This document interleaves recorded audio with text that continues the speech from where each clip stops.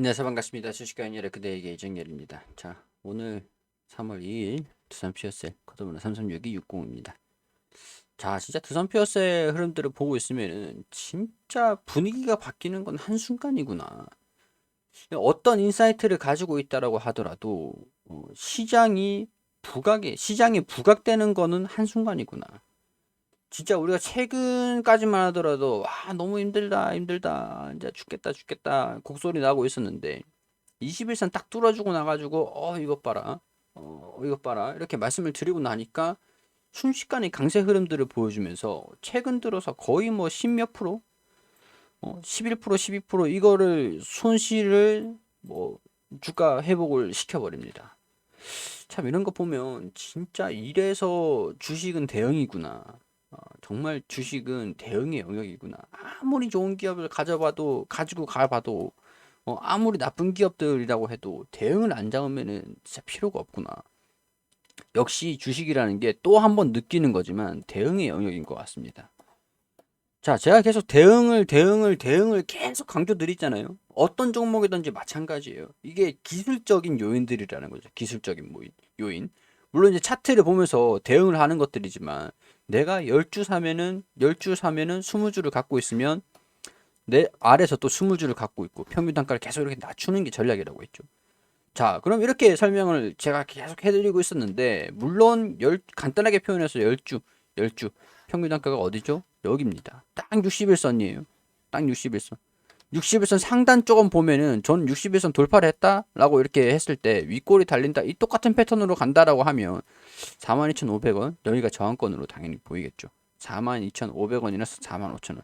제가 4만원, 4만원, 4만원, 4만원, 4만원 이거 계속 이렇게 말씀드렸었는데 4만 원은 계속 말씀드렸었는데 흐름도 보니까 차익 실현 흐름들도 나와주고 있고 거래량들이 좀 동반이 되고 있는 상황들이에요.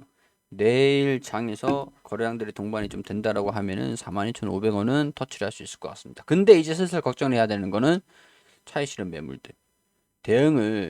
나는 물론 대응을 못 잡았겠지만은 다른 사람들은 물론 21선을 돌파를 하는 모습들 사실 뭐 저라고 했어도 내가 이거 가지고 있으면 여기서 평균 단가 가지고 있고 쭉 떨어지는 거 구경하고 있었다라고 해도 21선을 또 돌파되는 이 3거래일 동안 이 기간 동안 주가 하락이 계속 방어되고 있네. 이 주가 돌파를 하네. 그럼 이제 대응을 슬슬 잡을 것 같거든요.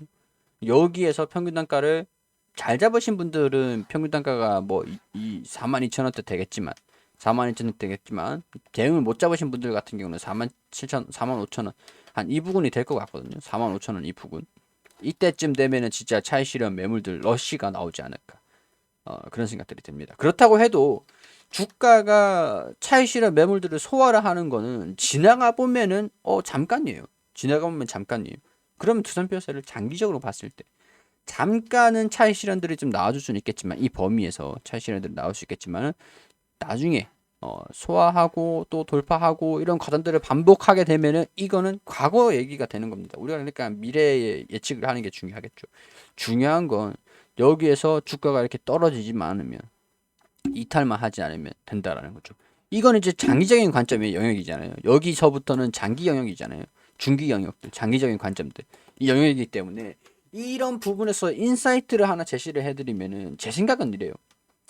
지금 수소, 수소 뭐 SOFC, 뭐 PAFC, 뭐 수소 개정법 이런 얘기들이 막 나오고 있는 상황들인데 유럽이 이 수소 시장에서의 변수로 물론 이제 태양광도 마찬가지고 풍력도 마찬가지겠지만 자 유럽 같은 경우에서는 거의 가스는 러시아에 의존하고 있는 게 거의 대부분이었고요. 독일까지 뭐 그랬습니다. 자, 러시아 이렇게 있으면 우크라이나, 뭐 폴란드 그리고 여기 독일 그리고 뭐 이렇게 있죠. 가스관을 이렇게 통과를 시키면서 유럽은 거의 러시아에서 가스 수입을 의존하고 있었어요. 에너지 의존은. 원유도 러시아가 산유국입니다.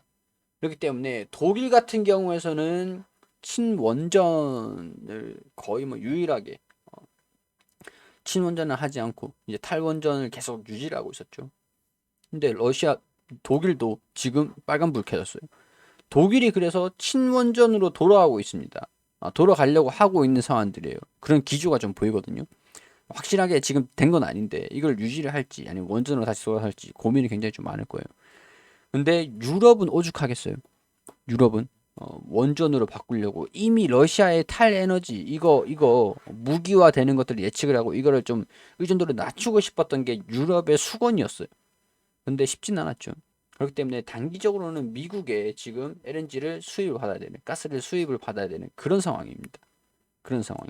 원전에 대한 기조가 높아질 수밖에 없겠고, 물론 수소, 원전이 강해진다? 그럼 수소는 이제 따라오는 거거든요. 따라오는 거. 근데 유럽도 수소 산업을 하겠다라고 얘기를 했어요. 이거 전환이 가속화될 거다. 사실 원전보다 수소를 인프라를 도입을 하는 게 훨씬 기간에 대비해서는 원전을 설계를 하고 시공을 하고 테스트하고 뭐 가동시키는 것까지 시간이라 수소를 인프라를 구축하는 시간이라 그렇게 되면 러시아에 대한 에너지랑 가스 의존도가 줄어든다. 여기가 완전히 이제 없어지는 거예요. 없어지면 어떻게 되겠습니까? 중국이죠, 중국. 근데 유럽이랑 미국이 바보냐고. 러시아랑 중국이랑 얘네들이 샤바샤바 해가지고 제재 피해가는 거, 그거 이제 뻔히 아는데 중국에다가 에너지 이거 의존을 할까? 의존을 할까요? 러시아랑 중국이랑 결국엔 얘네들이 샤바샤바 할 건데 바보입니까? 유럽이랑 미국이랑. 그러면 결국에는 한국이다. 한국이다. 한국 같은 경우에서는 중국에 이제 수출을 하기도 했었죠. 이제 한국에서 유럽으로. 물론 이제 프랑스가 좀 있는 상황이고, 뭐 독일도 있는 상황이고, 쉽지는 않은 상황들이지만, 유럽의 이 케파, 신재생 친환경 에너지들의 이런 수혜들을 한국이 좀 수혜를 좀 받을 수도 있지 않을까. 근데 이거는 인사이트일 뿐이에요. 제 개인적인 내피셜이랄까.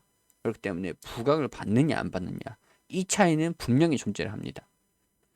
부각이 될 것이냐라는 부분들보다 현실적으로 이런 거 봤을 때는 이 실적에 대한 부분들 기대감으로 주가가 좀 올라가고 있구나. 회복세에 대한 부분들. 그리고 이제 분명 이것도 있어요. 두산중공업이 채권단 졸업을 했다라고 했죠. 채권단 졸업이 이제 관리를 종료를 했습니다. 졸업을 했어요. 졸업을 하고 수소 산업을 키울 것이다. 투자를 할 것이다. 라는 이 기대감들이 분명 반영되는 것도 분명히 있을 겁니다. 그렇기 때문에 우리가 이 포인트들을 알면서 차익 실현 매물들이 어디서부터 차익 실현 매물들이 나와주느냐 라는 것들도 같이 보시면서 두산표세를 보시는 게 낫겠죠. 자, 여기까지만 진행을 하도록 할게요. 오늘 뭐 그렇게 장기적으로 뭐 또 자세한 설명도 물론 중요하겠지만 다른 부분들이 중요하지 않을 것 같아서 일단은 뭐 그동안 설명드린 것들도 있고 다방면으로 계속 참고를 좀 해주시면 될 것 같습니다.